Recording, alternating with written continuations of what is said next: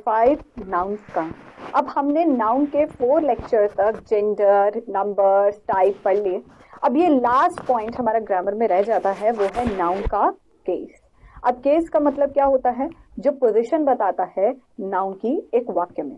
तो हमने देखा कि अच्छा, हम जब कुछ भी बोलेंगे तो इट मीन्स कि ये संज्ञा है, लेकिन जब हमने संज्ञा को पहचान लिया, उसका प्रकार पहचान लिया, उसका लिंग पहचान लिया, उसका हमें एक वचन बहुवचन पहचान लिया, लेकिन अगर हम कोई वाक्य लिख रहे हैं उसमें संज्ञा की जगह ही नहीं बता पाए तो फायदा ही क्या होगा, है ना? तो नाउन के केसेस का मतलब क्या होता है? जो नाउन की स्थान बताता है, जो नाउन का स्थान बताता है एक वाक्य में। अब देखिए, आज हम करेंगे केसेस, ठीक है? थोड़े से नॉलेज टेस्ट, 1 मिनट रिवीजन को। चलिए अब हम पढ़ते हैं। केसेस मतलब क्या होता है? केसेस मतलब कारक का अर्थ, ठीक है, नाउन या प्रोनाउन से है जो दूसरे शब्दों से उस वाक्य में रहता है। बेटा जिस पर ना हमारा जो क्रिया है वो निर्भर है। कारक, नाउन मतलब संज्ञा, प्रोनाउन मतलब सर्वनाम। अब ये संज्ञा सर्वनाम के भी केसेस होते हैं, वो हम सर्वनाम के चैप्टर में करेंगे जो नाउन के बाद आएगा। लेकिन केसेस का मतलब क्या है? अभी हम नाउन पर फोकस करते हैं, प्रोनाउन में भी केसेस आएंगे, लेकिन केसेस मतलब संज्ञा के स्थान के बारे में हमें बताया जा रहा है, ठीक है? संज्ञा के स्थान के बारे में बताया जा रहा है। तो कारक का अर्थ नाउन या प्रोनाउन से है। अब देखिए, अंग्रेजी ग्रामर में, अगर मैं कहूं अंग्रेजी व्याकरण में या इंग्लिश ग्रामर में, आपको 5 प्रकार के केसेस को डिफाइन किया जाता है। कई किताबों में उसे 3 केसेस में ही बताया जाएगा। हाँ, कैसे? मैं बताती हूं। देखिए, 5 टोटल केसेस होते हैं, लेकिन इंग्लिश ग्रामर में 5 ग्रामर में हमारे केसेस होते हैं, 5 पोजीशंस होती हैं जो नाउन की डिफाइन करा जाता है, मतलब 5 स्थान बता रखे हैं संज्ञा के। कई किताबों में 3 स्थान बता रखे हैं, लेकिन क्यों बता रखे हैं? क्योंकि उन्होंने 2 स्थानों को उसी के अंदर डाल रखा है। तो मैं आपको समझाती हूँ। नाउन के 5 केसेस होते हैं, वो हमारे को संज्ञा के स्थान को बताता, पोजीशन बताता है, ठीक है? तो देखिए, in English there are 5 cases. पहला, नॉमिनेटिव केसेस, जिसे हम बोलते हैं कर्ता कारक, अर्थात इसे हम जनरली नॉर्मल इंग्लिश में बोल देते हैं सब्जेक्टिव केस, ठीक है? फिर हमारा आ जाता है वोकेटिव केस। वोकेटिव केस भी कर्ता कारक ही है, ठीक है? ऑब्जेक्टिव केस या एक्विजिटिव केस मतलब कर्म कारक, और डेटिव केस भी कर्म कारक ही है। और पॉजेसिव या जेनेटिव केस मतलब संबंध कारक, और पॉजेसिव में मतलब क्या होता है? एपोस्ट्रोफी और एस का प्रयोग। जो हमने सेंटेंसेस का 4th लेक्चर, अगर मैं आपको कहूं कि सेंटेंसेस जब हम पढ़ते हैं तो उसमें हम हमेशा पढ़ते हैं ना कि एपोस्ट्रोफी और एस का कहां का प्रयोग करना चाहिए, राइट? तो यहां पर भी जो सेंटेंसेस आपने पढ़ा है उसमें एपोस्ट्रोफी और एस का प्रयोग भी समझाया होगा, तो वही चीज यहां पर है। चलिए, अब एक एग्जाम्पल के थ्रू मैं आपको कोई चीज समझाने की कोशिश करती हूं। John through a stone. John ने एक पत्थर फेंका, ठीक है? अब नाउन क्या है? आपने कहा लो भाई, नाउन क्या है? जॉन, ठीक है? अब आपने कहा नाउन कौन है? मैंने आपसे पूछा नाउन कौन है? आपने कहा नाउन तो करता है ना। क्यों करता है? इसीलिए क्योंकि उस पर कर्म निर्भर है, मतलब थ्रू। अगर जॉन ही नहीं होगा तो फेंकेगा कौन? मैं थोड़ी फेंकूंगी एग्जाम्पल में, ठीक है? तो ये जो थ्रू है ये किस पर निर्भर है? भाई ये जॉन पर ही निर्भर है। तो जॉन हमारा नाउन है और ये हमारा कर्ता है, अर्थात ये सब्जेक्ट है, तो इसके स्थान वाक्य में क्या हुआ? Subjective case.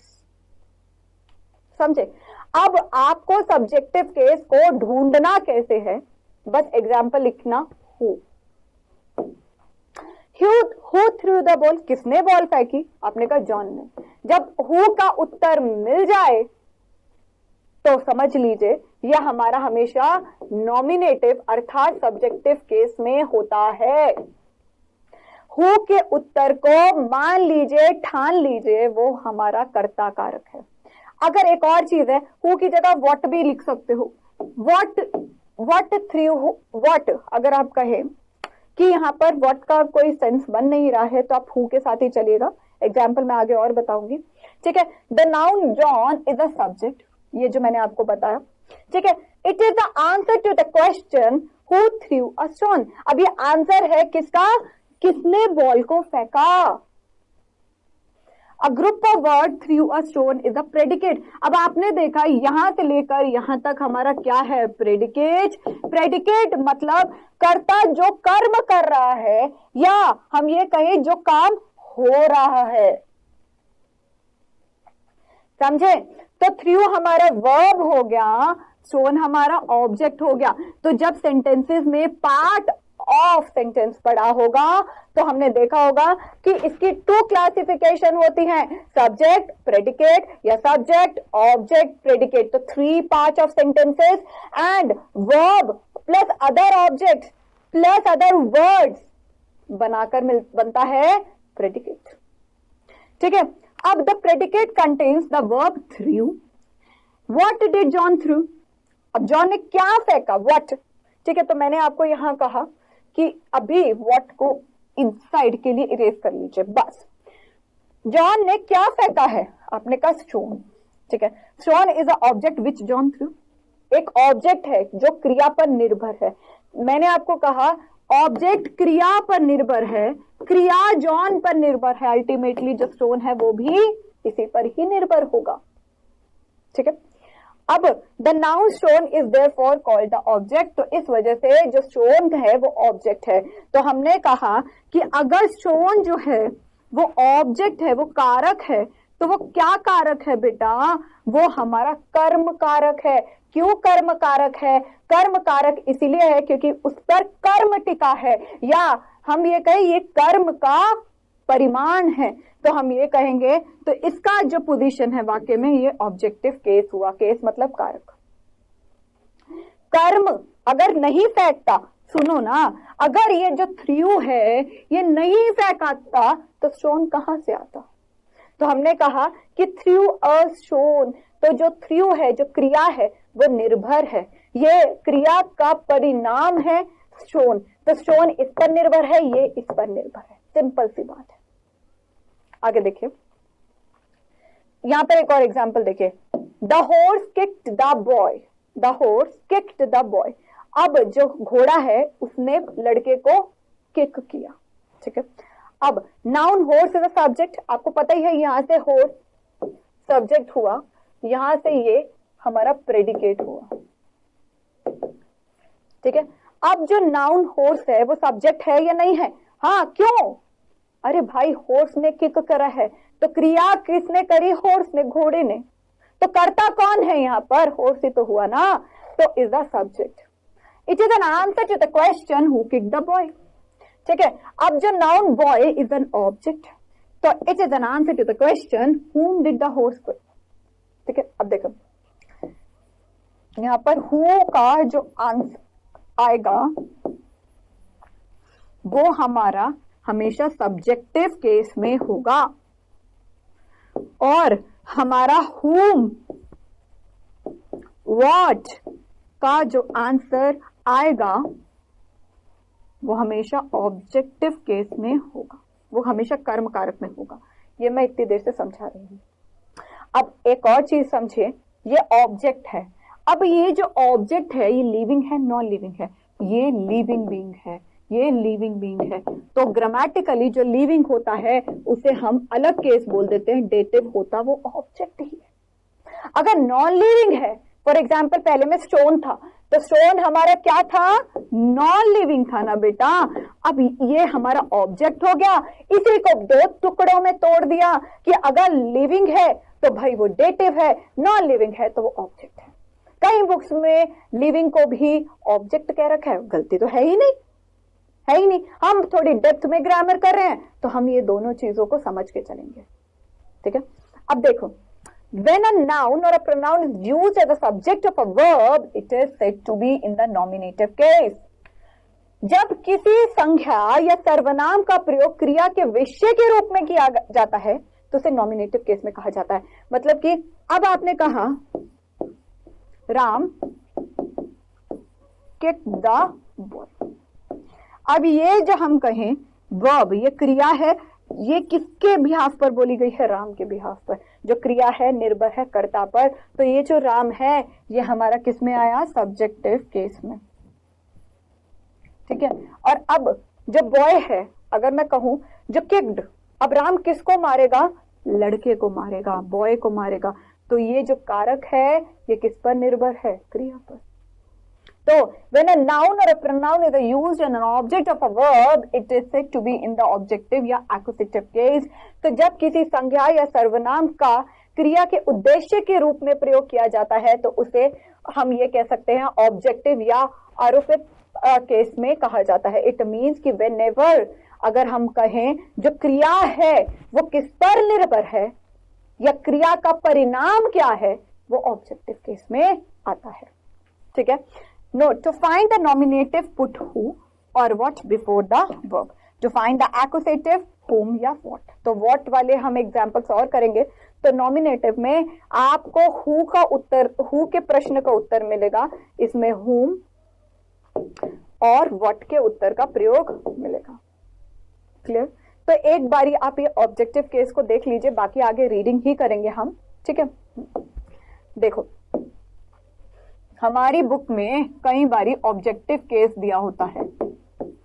ऑब्जेक्टिव केस का मतलब होता है एक्यूजेटिव केस। ठीक है। अब इसे बेटा जी कर्म कारक कहा जाता है। ठीक है। अब यहां पर एक चीज समझिए कि अगर यहां पर जो ऑब्जेक्ट है, मैं बड़ा बड़ा लिख दूं यहां पर, थोड़ा सा बड़ा बड़ा देखो। ओके। तो यहां पर अगर जो ऑब्जेक्ट है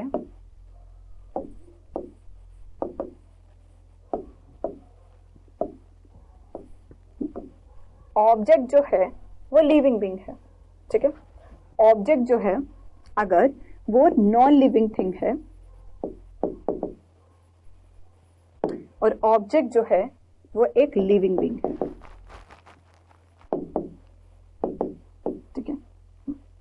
तो हम इन दोनों को ही ऑब्जेक्टिव केस कहते हैं। These are both in objective case. But लेकिन थोड़ी मॉडर्न इंग्लिश कर लें तो वो कहता है कि ये जो चीज है ना, ये जो चीज है इसे आप ऑब्जेक्टिव में ही रहने दीजिए, इसे आप ऑब्जेक्टिव में ही रहने दीजिए। ठीक है। लेकिन अगर ये जो चीज आती है ना नॉन लिविंग बीइंग की, इसे बस एक डेटिव केस, एक अलग केस बना दो, ताकि अगर हमारे जैसे भूले भटके आए तो उन्हें याद आ जाए, अरे लिविंग को ना ग्रामर में डेटिव भी कहा जाता है। बस, और कुछ नहीं है दोनों ऑब्जेक्टिव केस में। अगर आप इसको भी ऑब्जेक्टिव केस कहते हो तो कोई दिक्कत नहीं है, लेकिन हम ग्रामर को डेप्थ में पढ़ रहे हैं। इस कोर्स का ऑब्जेक्टिव क्या है कि आपको डेप्थ में ग्रामर पढ़ाई जाए, तो भाई डेटिव याद रख लो ना। बस जीवित वालों को हम डेटिव केस में भूल देते हैं। So simple. अब आगे देख लेते हैं। ठीक है। अब यहां पर एक चीज और समझिए, आपको यहां पर मिलेगा सब्जेक्टिव केस भी। सब्जेक्टिव या जिसे आप नॉमिनेटिव कह देते हो। ठीक है। अब देखो, सब्जेक्टिव केस में जिसे आप यहां पर कर्ता कारक कह देते हो। ठीक है। अब आप इसे कर्ता कारक कह देते हो, तो कर्ता यहां पर सब्जेक्ट होता है ना? हाँ जी, कर्ता यहां पर सब्जेक्ट होता है, राइट? अब सुन, मैंने एग्जाम्पल दिया, Ram is eating the food. Ram खाना खा रहा है। ठीक है, बोल दिया। ओके। मैंने कहा second, Ram students are calling you for food. For the food भी लिख सकते हो। ठीक है, फॉर द फूड। ठीक है।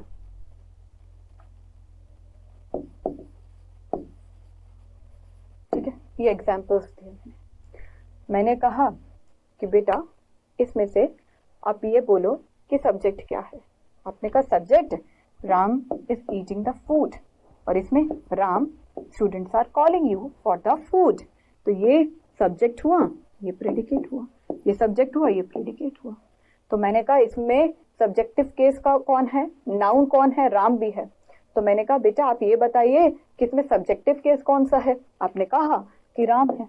आपने कहा कि राम जो है हमारा सब्जेक्टिव केस है, दोनों में, ठीक है, फर्स्ट में और सेकंड में दोनों में सब्जेक्टिव केस है, मतलब कि नॉमिनेटिव जो भी आप बोलना चाहें, ठीक है, ये भी सब्जेक्टिव है, ये भी सब्जेक्टिव।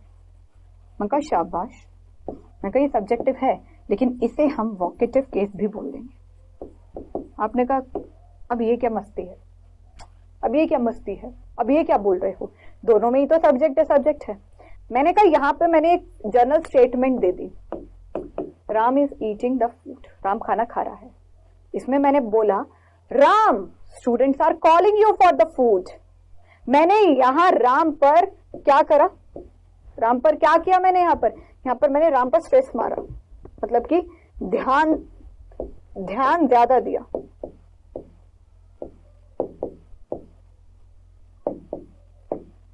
या मैंने यहाँ पर राम पे जोर दिया, या मैंने राम पर जोर दिया। जब भी हम कर्ता पर ध्यान केंद्रित कर देते हैं या उस पर हम ये कहें कि हम इस पर ध्यान, मतलब कि वी कैन से लाइक जोर दे देते हैं, तो उसे हम वोकेटिव केस कहते हैं। लेकिन मैं आपको अगर कहूं दोनों में अगर आप यहाँ सब्जेक्ट लिखोगे तो गलती होगी नहीं। तो आप यहाँ पर ये समझे कि जब सब्जेक्टिव केस को आप देखते हो, सब्जेक्टिव केस को आप अगर देखते हो, अगर आप यहाँ पर नॉर्मली बोल रहे हो, नॉर्मली मतलब बिल्कुल सामान्य रूप से, ठीक है,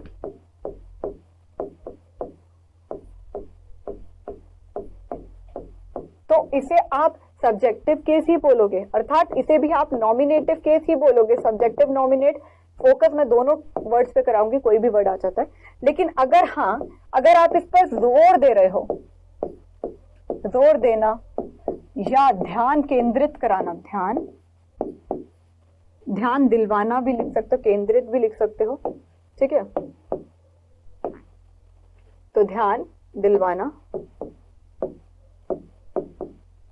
तो इसे हम वोकेटिव केस कहते हैं। दैट इज वाई कहीं बुक्स में केसेस को सिर्फ और सिर्फ 3 बता रखे हैं। पहला आ जाता है नॉमिनेटिव, ठीक है, दूसरा आ जाता है हमारा ऑब्जेक्टिव या जिसे आप एक्यूसेटिव कहते हो, तीसरा आ जाता है पोजेसिव जिसे आप जेनेटिव भी कहते हो। अब नॉमिनेटिव में भी 2 प्रकार के हैं, एक तो ये सब्जेक्टिव या नॉमिनेटिव हो गया और इसी में ही आपको वोकेटिव केस भी मिलता है। तो ऑब्जेक्टिव में ऑब्जेक्टिव तो मिलता ही मिलता है और साथ ही साथ आपको डेटिव भी मिलता है। इसमें ऑब्जेक्टिव में आपको बस ये इसलिए है कि ये लिविंग नॉन लिविंग है और ये लिविंग है। पोजेसिव या जेनेटिव केस इसमें अपोस्ट्रोफी एस का प्रयोग किया जाता है, जो मैं आपको समझा दूंगी बस।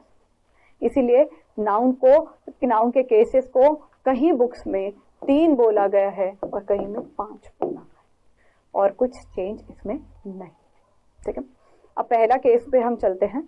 नॉमिनेटिव केस मतलब कि व्हेन अ नाउन और a pronoun is used as a subject of a verb it is called as nominative case. जब हमने कहा कि वह कर्ता का रूप धारण करता है तो उसे हम नॉमिनेटिव केस में कहते हैं। चर्चा हम कर चुके हैं, एक बार हिंदी में भी पढ़ लेते हैं। जब कोई नाउन या प्रोनाउन किसी क्रिया के कर्ता के रूप में प्रयुक्त होता है तब वह नाउन या प्रोनाउन नॉमिनेटिव केस में होता है। अभी हम प्रोनाउन के बारे में चर्चा नहीं करेंगे क्योंकि प्रोनाउन के लेक्चर में हम ज्यादा केसेस पर डिफाइन करेंगे। प्रोनाउन के केसेस बहुत ज्यादा ही इंपॉर्टेंट होते हैं, वो तो हर किसी को करने हैं, ठीक है। तो इसे हम क्या कहते हैं, इसे हम ये कहेंगे कि वो नॉमिनेटिव केस में है। आगे जैसे एग्जाम्पल में अब आप देख लीजिए, Ram is eating, cows eat grass, he reads in Morat memorial public school. अब जो वो हम यहाँ पर कहेंगे जो ये ईट कर रहा है, खा रहा है, वो राम पर निर्भर है। अगर हम यहाँ पर कहें ये जो ईट ग्रास को कर रहा है वो काऊ पर निर्भर है। अगर वह पढ़ रहा है तो वह उस पर निर्भर है। तो यहाँ पर जो राम है, काऊ है, ही है, मतलब कि इज ईटिंग, ईट या रीड्स वर्ब के सब्जेक्ट हैं। तो ये क्या है, सब्जेक्ट है, इसलिए राम, काउ और ही एक नॉमिनेटिव केस में है। मतलब खाना किस पर निर्भर है, राम पर। ईट यहाँ पर दूसरे एग्जाम्पल पर किस पर निर्भर है, काउ पर। और यहाँ पर रीड किस पर निर्भर है, उस लड़के पर। ठीक है, और उदाहरण करते हैं, हिंदी में आपको समझ में आ गया हो तो। वर्ब के पहले हु या व्हाट लगाकर प्रश्न करने पर जो उत्तर मिले उसे नॉमिनेटिव केस में कहते हैं। पूरी चर्चा हमने कर लिया कि व्हेनेवर यू से कि हु का जो आंसर होगा वो क्या होगा, नॉमिनेटिव या सब्जेक्टिव केस में आता है। ठीक है, राम गोस, राम गोस तो कौन गया, राम गया। तो यहाँ पर राम क्या है, एक सब्जेक्टिव केस में है। तो जब भी आपको हु का उत्तर जानना हो तो हु का उत्तर हमेशा नॉमिनेटिव केस में आए। तो जब भी आपसे कुछ पूछा जाए ना कि इस वाक्य में नॉमिनेटिव केस बताओ, तो आप क्वेश्चन पूछेंगे हु, तो हु का जो उत्तर होगा वही अब आपका सब्जेक्टिव केस होगा। ठीक है, अब नॉमिनेटिव केस को थोड़ा सा अंग्रेजी में भी पढ़ लेते हैं। और a noun is said to be in a nominative case if it is a subject of a verb, अगर वह करता है क्रिया का। ठीक है, सब्जेक्ट इज अ पर्सन और अ थिंग हु और which carries out the action of a verb in a sentence.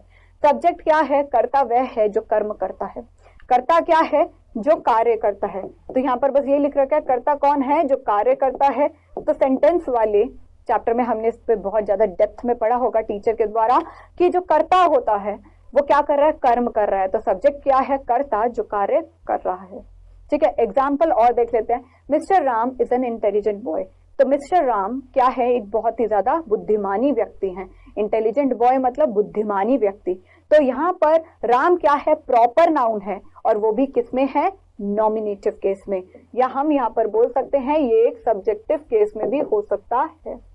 ठीक है, the painter paints the portrait. जो पेंटर है वो पोर्ट्रेट को, पोर्ट्रेट क्या होती है, एक पेंटिंग के रूप में फोटोग्राफ होती है। तो यहाँ पर जो पेंटर है वो क्या है, कॉमन नाउन है। कॉमन मतलब जातिवाचक संज्ञा है, लेकिन उसका जो केस है वो क्या है, सब्जेक्टिव केस है। क्यों, क्योंकि वह करता है। ठीक है, कौन पेंट कर रहा है, आप क्वेश्चन पूछे हु पेंट्स द पोर्ट्रेट, आप कहोगे पेंटर। तो हु का उत्तर कौन आएगा, हमेशा नॉमिनेटिव केस में।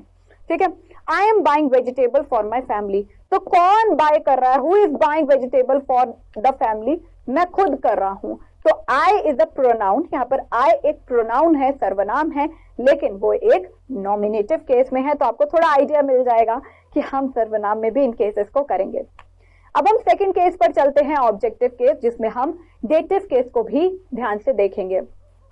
ठीक है, तो यहाँ पर अभी तक हमने नॉमिनेटिव देखा है, आगे हम और देखते हैं। ठीक है, ऑब्जेक्टिव केस को जरा सा पढ़ लेते हैं, फिर हम यहाँ पर वोकेटिव और डेटिव दोनों को ही साइड बाय साइड कर देंगे। ऑब्जेक्टिव या एक्विजिटिव केस मतलब होता है कर्म कारक। व्हेन अ नाउन और a pronoun is used as an object of a verb या प्रेपोजिशन। आपने देखा होगा कि क्रिया के बीच में भी कई बारी प्रेपोजिशन आती है, टू, इन, एट आता है ना, तो वो भी तो प्रेपोजिशन के बाद ऑब्जेक्ट आया। तो हम ये कह सकते हैं कि जो ऑब्जेक्ट कारक का काम करते हैं क्रिया का या प्रेपोजिशन का, उसे भी हम ऑब्जेक्टिव केस या एक्विजिटिव केस कहते हैं। ऑब्जेक्टिव केस या एक्विजिटिव का हिंदी मीनिंग भी जान लेते हैं। जब कोई नाउन या प्रोनाउन किसी वर्ब प्रेपोजिशन के ऑब्जेक्ट के रूप में प्रयुक्त होता है तो वह नाउन या प्रोनाउन ऑब्जेक्ट केस में होना समझा जाता है। इसका क्वेश्चन का उत्तर आपको किससे मिलेगा, whom या what से। whom या what अगर आपने क्वेश्चन किया तो उसका जो आंसर होगा वो ऑब्जेक्टिव केस में होगा। ठीक है, अब जैसे कि he eats rice, अब राइस किस पर निर्भर है, खाने पर निर्भर है, क्रिया पर निर्भर है। she loves me, वह मुझसे प्यार करती है, उसके प्यार पर निर्भर हूं मैं। I am going to him, अब him किस पर निर्भर है, क्रिया पर। ठीक है, वो जाएगा तो मेरे पास आएगा। तो यहाँ जो राइस है, मी है, हिम है, जैसे कि ईट, लव्स और प्रेपोजिशन टू के रूप में है, इसलिए राइस, मी और हिम ऑब्जेक्टिव केस में है। अब और उदाहरण करेंगे, एक बार रीड करते चलिए, क्योंकि ये सारे कॉन्सेप्ट मैं आपको स्टार्टिंग में ही बता चुकी हूँ। ठीक है, वर्ब के पहले हुम या व्हाट द्वारा प्रश्न बनाकर ऑब्जेक्टिव केस का पता लगाया जा सकता है। जैसे कि हरी लव्स मोहन, तो हु लव्स मोहन, हुम, मोहन। ठीक है, अब मैं अगर एक चीज आपको कहूं, देखो, अब मैं अगर आपसे एक क्वेश्चन पूछूं, फर्स्ट हु लव्स मोहन, आपने कहा हरी, तो मैंने कहा हरि का ऑब्जेक्टिव केस है, आपने कहा नहीं, आपने कहा सब्जेक्टिव केस है, मैंने कहा थोड़ा प्रूव कर सकते हो, आपने कहा क्यों नहीं, मैंने कहा करो। आपने कहा देखो इस सेंटेंसेस में ये सब्जेक्ट है और ये प्रेडिकेट है, हाँ जी, तो सब्जेक्ट में ये नाउन है, हाँ, तो सब्जेक्ट में अगर कोई नाउन है, करता है, तो वो कर्ता कारक ही तो हुआ। मैंने कहा ये भी एक लॉजिक हो सकता है, लेकिन आप एक लॉजिक टू के साथ चलिए जो सटीक लॉजिक बैठता है, ये तो तुक्का हो गया। मैंने कहा, आपने कहा कि देखिए मोहन को प्यार कौन करता है, मैंने कहा हरि, तो हरि करता हुआ ना जो प्यार करता है जिस पर क्रिया निर्भर है, मैंने कहा हाँ, तो आप बोलोगे जिस पर क्रिया निर्भर है वो है हमारा, ठीक है, ओके। अब हरि लव्स मोहन, अब आपने कहा, मैंने आपकी एक स्टेटमेंट को थोड़ा सा क्वेश्चन के फॉर्म में आपसे पूछा, आपने कहा जिस पर क्रिया निर्भर है, हरि लव्स मोहन, क्रिया किस पर निर्भर है, मोहन पर नहीं निर्भर है। मैम क्रिया तो दोनों पर निर्भर हो सकती है ना, अगर प्यार नहीं होगा तो मोहन से नहीं होगा, और अगर हरि नहीं करेगा तो मोहन से प्यार किससे होगा, ये तो भाई पहेली है, सुलझानी तो पड़ेगी। तो प्यार निर्भर, मोहन निर्भर है लव पर और लव निर्भर है हरि पर, तो अल्टीमेटली हरि निर्भर है मोहन पर। चलिए, तो यहां पर क्वेश्चन नंबर 2 आ गया, whom does हरि लव, किसको हरि लव करता है, मोहन को, ठीक है। तो यहां पर हमारा मोहन क्या है ऑब्जेक्टिव केस में, मोहन क्या है ऑब्जेक्टिव केस में। अब हम वोकेटिव केस को देखते हैं और साथ ही साथ डेटिव केस को भी देखेंगे, तो देखते रहिएगा क्योंकि अब हमारी जो पहेली है वो सुलझेगी। A noun or a pronoun is said to be in a vocative case if it is used to call or to get an attention of a person or a persons. मैंने आपको क्या कहा, जिस संज्ञा पर हम जोर दे रहे हैं, जिस संज्ञा पर हम जोर दे रहे हैं, ठीक है, या जिस संज्ञा पर हमें ध्यान दिलाना है, ध्यान दिलवाना है, या जिस पर हम अपना अटेंशन फोकस ज्यादा कर रहे हैं, ठीक है। एक संज्ञा या सर्वनाम को वोकेटिव केस में कहा जाता है यदि इसका उपयोग किसी व्यक्ति या व्यक्तियों को बुलाने या ध्यान आकर्षित करने के लिए किया जाता है, तो ये एक वोकेटिव केस होता है। कई बुक्स में इसे सब्जेक्टिव भी लिखा हुआ है, तो कोई दिक्कत नहीं है, ठीक है। Mister Bill, students are waiting for you in the main hall. अब मिस्टर बिल क्या है, सब्जेक्टिव केस में है, लेकिन उसे हम वोकेटिव केस में बोलेंगे।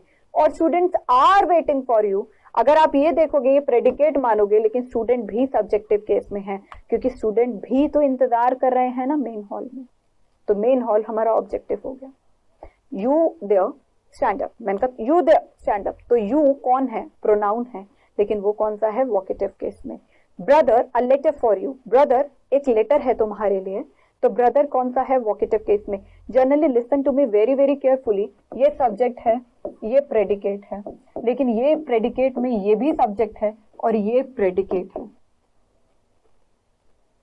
मतलब यहां पर आप जब भी वोकेटिव केस में देखोगे ना, तो यहां पर 2 सब्जेक्ट होंगे, हैं, हाँ, देखो brother a letter for you, brother subject हो गया, a letter for you predicate, ये इसका सब्जेक्ट हो गया, ये इसका प्रेडिकेट हो गया।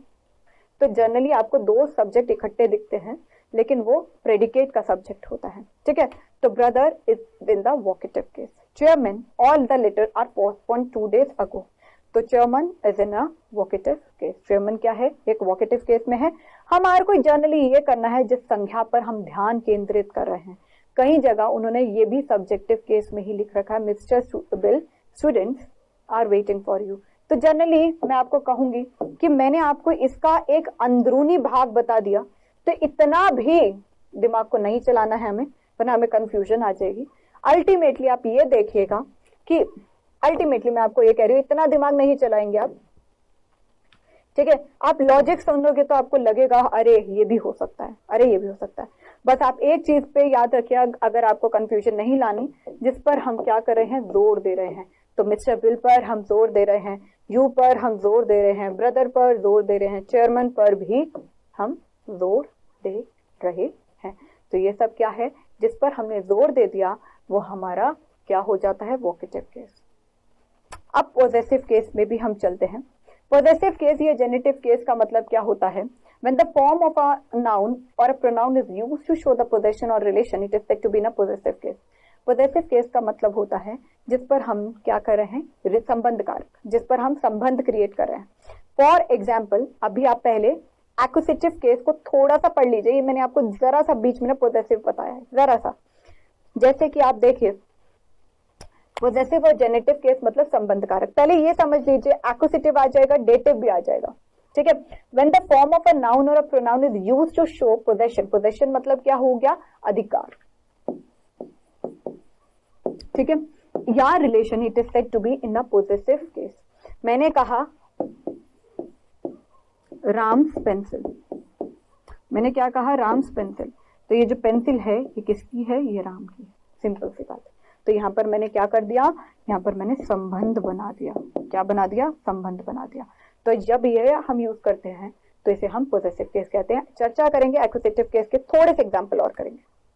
नाउन या प्रोनाउन कहते हैं ऑब्जेक्टिव केस में अगर वह ऑब्जेक्ट ऑफ अ वर्ब और if they are the object of a preposition, अगर वो कारक हैं किसी कर्ता के, नहीं, अगर वो कारक है किसी क्रिया के या वो कारक है किसी प्रेपोजिशन के। Direct object is the person और अ थिंग अपॉन whom और upon which the action of a verb is carried out. अब इस पर जो क्रिया निर्भर होती है, ठीक है, अगर राम इज ड्रिंकिंग मिल्क, अब मिल्क पर ही तो ड्रिंक करेगा ना, वरना ऐसे क्या पिएगा। तो जो ऑब्जेक्ट है उस पर क्रिया निर्भर है, ऑब्जेक्ट है उस पर क्रिया निर्भर है या क्रिया पर निर्भर ऑब्जेक्ट होता है, दोनों बात देखिए। Example, I met your sister, मैं तुम्हारे बहन से मिली, तो I met your sister.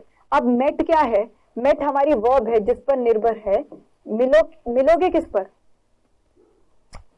Sister. अगर सिस्टर से क्या होगा तो उसी पर, तो अगर बहन नहीं होगी तो मिलोगे किस पर, है ना। तो द वेंडर सेल मैंगोज, अब जब मैंगोज हैं उस पर क्रिया डिपेंडेंट है, अगर मैंगो ही नहीं होंगे तो बेचेंगे कैसे, ठीक है। The book is on the table, अब यहाँ पर कोई क्रिया नहीं है, यहाँ पर ये रहा प्रेपोजिशन। अब जो टेबल है वो किस पर है, जो बुक है इसी पे तो निर्भर है ना, तो it is an object of the preposition.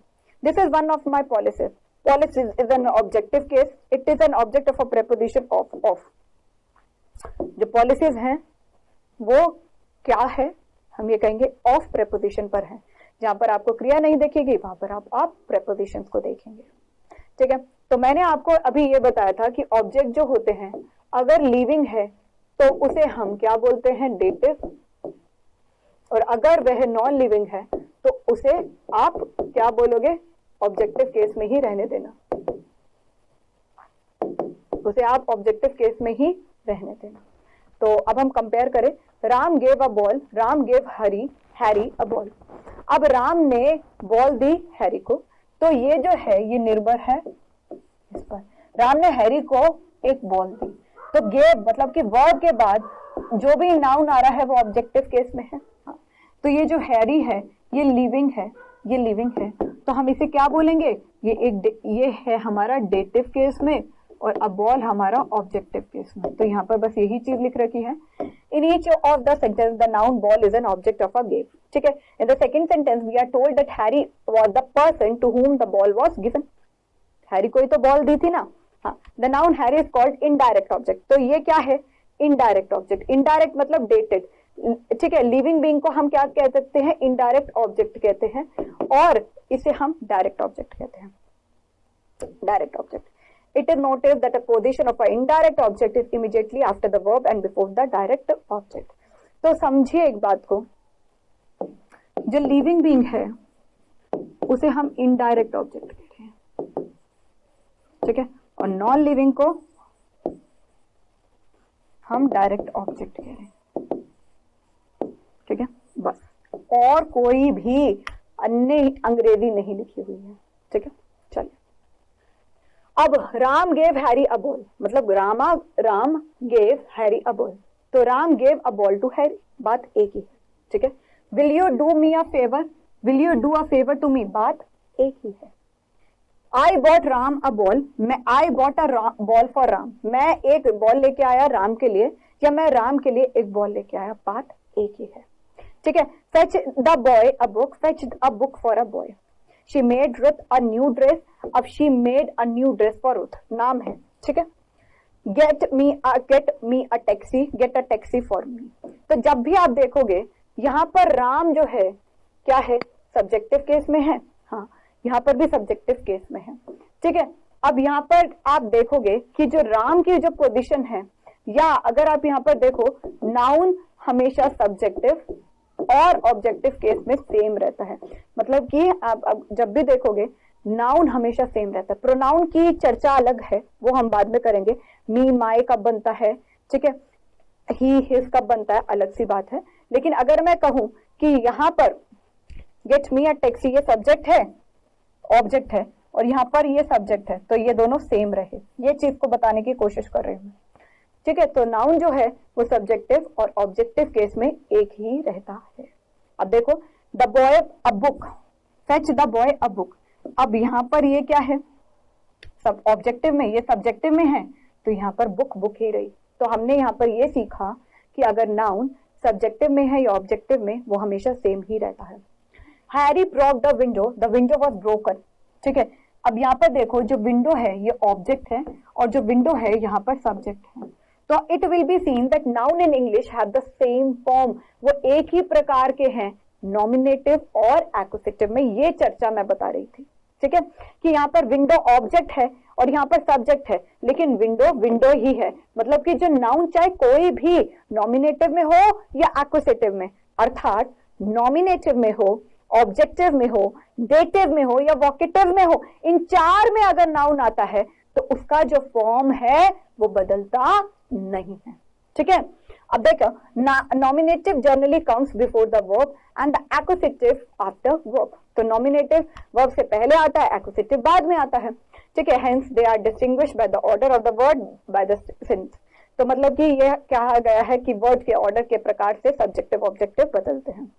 अब डेटिव केस भी मैंने आपको कहा, डेटिव क्या है, इनडायरेक्ट ऑब्जेक्ट है, तो एक बार इस पर पढ़ लेते हैं, लास्ट में हमारा पॉजेसिव रह जाएगा बस, ठीक है। So a noun is said to be in a dative case if it is the indirect object of the verb.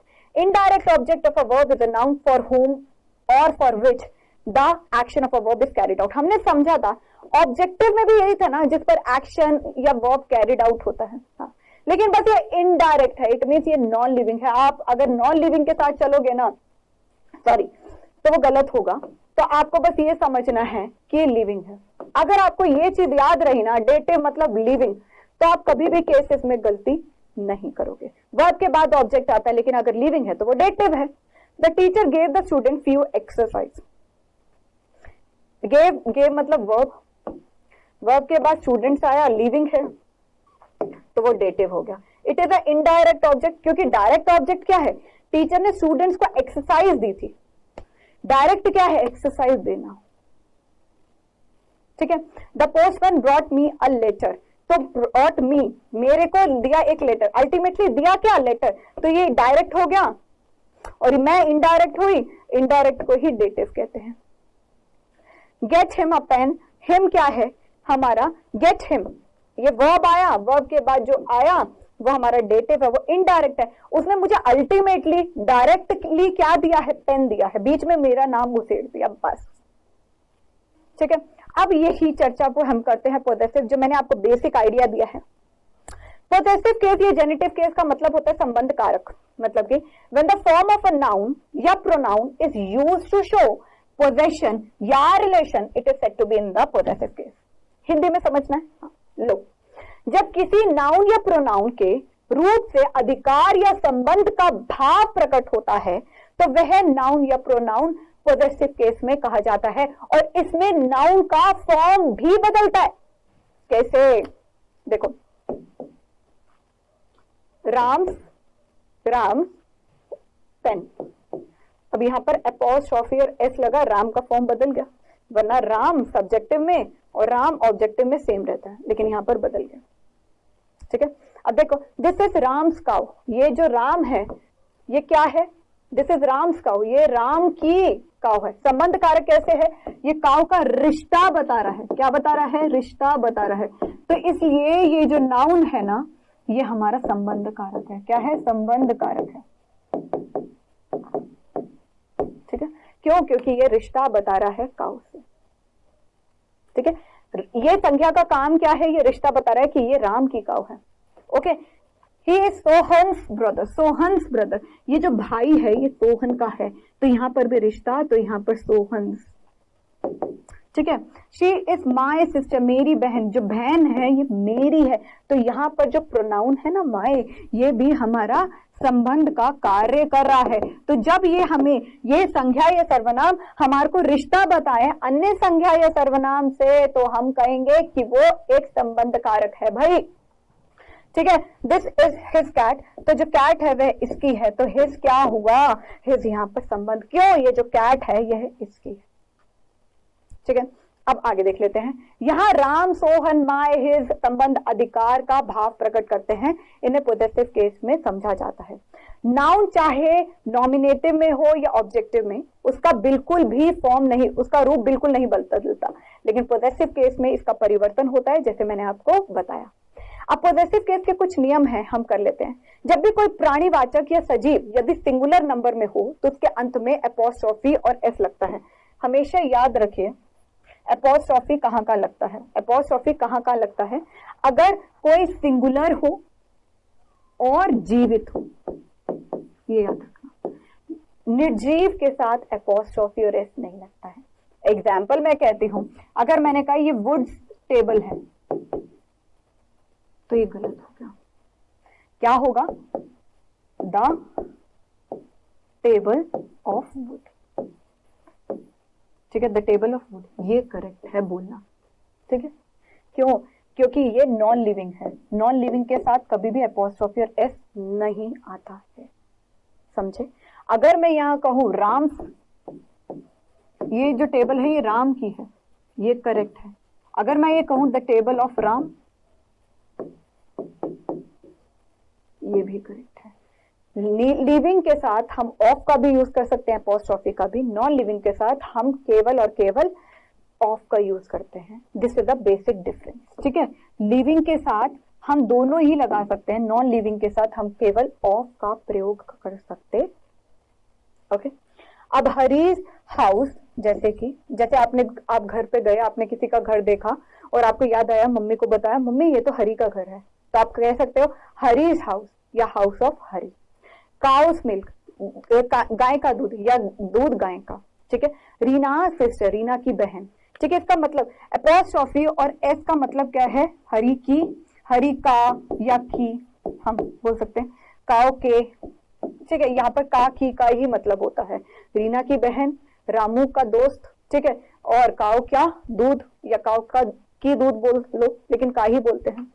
Second, प्राणीवाचक यदि प्लूरल में हो तो उसके अंत में एस या ईएस लगा हो तो उनके अंत में केवल एपोस्ट्रोफी ही लगाते हैं।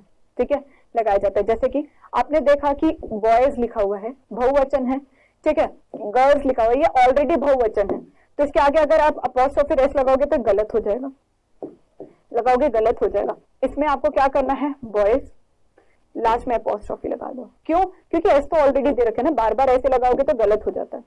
गर्ल्स, एपोस्ट्रोफी लगा दो। ठीक है, तो यहाँ पर और देखिए the boys school, the girls hostel. आप यहाँ पर बोल सकते हो द स्कूल ऑफ बॉयज, गलत नहीं है, ये भी ठीक है। द गर्ल्स हॉस्टल, ये जो हॉस्टल है ये लड़कियों का है, तो यहाँ पर संबंध कारक हो गया। ठीक है, जो स्कूल है ये भी संबंध कारक हो गया। अदर, प्लूरल नंबर में होते हुए भी नाउन के अंत में एस या ईएस नहीं हो तो उसमें एपोस्ट्रोफी और एस का लगाते हैं। जैसे कि अगर आपने एग्जाम्पल देखा कि चाइल्ड का होता है चिल्ड्रन। ठीक है, मैन का होता है मैन। ठीक है, जैसे कि चाइल्ड, चिल्ड्रन, मैन, मैन। ठीक है, और यहाँ पर जैसे वुमेन, इसका प्लूरल क्या हो गया? वुमेन। अब ये सारे के सारे ऑलरेडी ही प्लूरल में है, तो क्या करोगे? यहाँ पर एस दे रखा नहीं, तो इसके आगे एपोस्ट्रोफी और एस दोनों लगा दो, इसमें क्या दिक्कत है? तो यहाँ पर ये संबंध कारक बन जाएगा, बस यहाँ पर ये दे रखा है। बेजान वस्तुओं का पोजेसिव केस बनाने के लिए एपोस्ट्रोफी को लगाकर उससे पहले ऑफ कर बनाते हैं, मतलब कि एपोस्ट्रोफी ना लगाकर, मतलब क्या हुआ? जो नॉन लिविंग थिंग है, जो नॉन लिविंग थिंग है। ठीक है, the name of the school, आप यहाँ पर स्कूल्स नेम लिख सकते हो?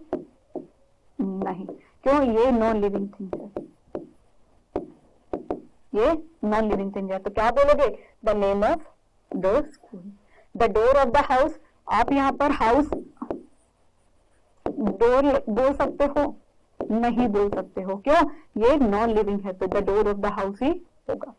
The leg of the chair, आप चेयर की लेग बोल सकते हो? चेयर्स लेग, ये गलत हो गया। The leg of the chair is the correct one. Fifth, प्राणीवाचक नाउन के साथ दोनों ही कंस्ट्रक्शन सही होते हैं। तो मैंने आपको कहा कि अगर यहाँ पर लिविंग बीइंग है, अगर यहाँ पर लिविंग बीइंग है तो इसके साथ आप अपोस्ट्रोफी और एस भी लगा सकते हो और ऑफ भी लगा सकते हो, ठीक है। तो देखो, द काउस मिल्क या मिल्क ऑफ काउ, ठीक है। राम फ्रेंड या फ्रेंड ऑफ राम, तो संबंध, तो राम क्या है? ये संबंध क्रिएट कर रहा है ना, ये जो दोस्त है वो राम का है। यहाँ पर अगर संबंध हो गया तो इसका जो कारक हो गया ये संबंध कारक हो गया, सिंपल सी बात है। अब यहाँ पर एक चीज और समझे, मैंने कहा नॉन लिविंग चीजों के साथ, लेकिन अगर कोई शब्द आपको समय बता रहा है, स्थान बता रहा है या भार बता रहा है नाउन का, तो उसके आगे आप अपॉस्ट्रोफी और एस लगा सकते हो। उसके आगे अपॉस्ट्रोफी और एस को लगा सकते हो। जैसे अ वीक हॉलीडे, हफ्ते की छुट्टी, तो हफ्ते की छुट्टी है तो यहाँ पर हमें समय बता रहा है। तो अगर कोई वर्ड, चाहे वो ये नॉन लिविंग है ना नॉन लिविंग है, वीक हफ्ता लिविंग है ना नॉन लिविंग है, ये तो समय बता रहा है, तो यहाँ पर अपॉस्ट्रोफी और एस का यूज कर लेना। इन अ ईयर्स टाइम, एक साल में, तो साल हमारे को ना लिविंग है ना नॉन लिविंग है, ये तो कोई हमें समय बता रहा है, टाइम बता रहा है, तो टाइम के साथ स्थान के आगे हम अपॉस्ट्रोफी लगा सकते हैं, ठीक है। पर्सोनिफाइड ऑब्जेक्ट्स, मतलब कि पर्सोनिफाइड ऑब्जेक्ट्स का मतलब क्या होता है? यहाँ पर अगर आप किसी प्लैनेट का नाम ले रहे हो, सन, मून, सन और मून का हमने मस्कुलाइन देखा था ना, सन क्या है? मस्कुलाइन जेंडर, मून क्या है? Feminine gender. तो हम प्लैनेट के नाम के आगे भी अपॉस्ट्रोफी और एस लगा सकते हैं। हम कंट्री के नाम के आगे भी अपॉस्ट्रोफी और एस लगा सकते हैं अगर हमें कुछ संबंध बताना हो। और अगर हम ये कहें कि मर्सी, जस्टिस, न्याय, ठीक है, तो हमने इसके जेंडर देखे थे, तो हम नेचर्स लॉ, ये नेचर का लॉ है, तो ये प्रकृति के आगे भी हम अपॉस्ट्रोफी और एस लगा सकते हैं। The sun's rays, the rays of sun, इसको आप बोल सकते हो द रेज ऑफ सन, क्यों नहीं बोल सकते? द रेज ऑफ द सन, कोई दिक्कत नहीं है, ये भी बोल सकते हो, ठीक है। तो इंडियाज हीरो, इंडिया के हीरो, एट डेथ्स डोर, मृत्यु के दरवाजे पर, तो यहाँ पर जो आपको हम ये कहे ऐसे शब्द जो लिविंग में भी नहीं आते हैं और नॉन लिविंग में भी नहीं आते हैं, उसके आगे हम अपॉस्ट्रोफी और इसका प्रयोग करते हैं, ठीक है। तो ये थे हमारे केसेस, थोड़ा ब्रॉड व्यू है, थोड़ा इंपॉर्टेंट है, तो एक बारी आप इसकी प्रैक्टिस जरूर करिएगा, सुनिएगा दोबारा और सोचिएगा कि हाँ वोकेटिव भी आ सकता है, पोसेसिव भी आ सकता है, ठीक है जी। तो क्वेश्चन नंबर वन आपकी स्क्रीन पर, which case is also called as nominative case, कौन से केस को हम नॉमिनेटिव केस भी कहते हैं?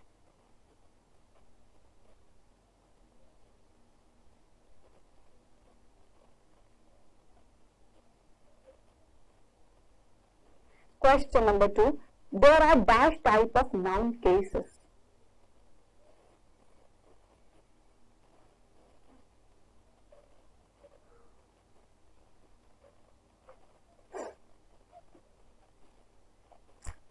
तो होप आपने क्विज को अटेम्प्ट कर लिया है, चलिए सॉल्व कर लेते हैं। Which case is also called as nominative case, subjective case, तो A1 is the correct one. There are 5 types of noun cases जो हमने आज पढ़े, तो 1 मिनट रिवीजन देख लें। चलिए, तो हमने नाउन